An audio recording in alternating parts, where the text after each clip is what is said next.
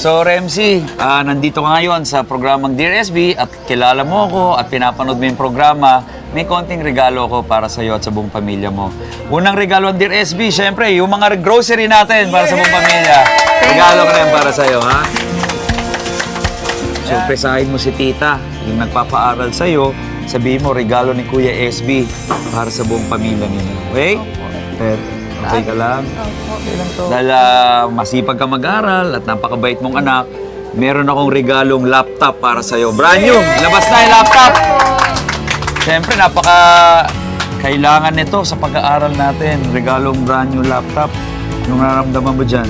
Masaya po. Kailangan po kasi din talaga kasi po, sakto po yung cellphone ko po bumigay na po. Bumigay na yung cellphone mo. At dahil sinabi mo rin na medyo bumibigay na cellphone mo, may additional kaming brand new cellphone para sa'yo. Grabe, may cellphone, may laptop. Ano masasabi mo? Thank you po. Ha? At syempre, dahil gusto mo ng mga extra income, bibigyan kita ng extra income. Okay lang ba? Gagawin na kitang distributor ng front row. Dali na yung front row distributorship dito. Okay?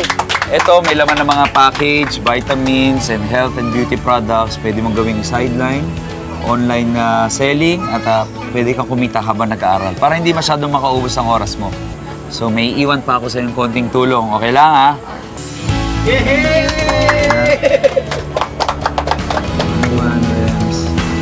Maraming salamat po. Hindi niyo po alam kung gaano po talaga yung struggles ko po nung mga nakaraang araw.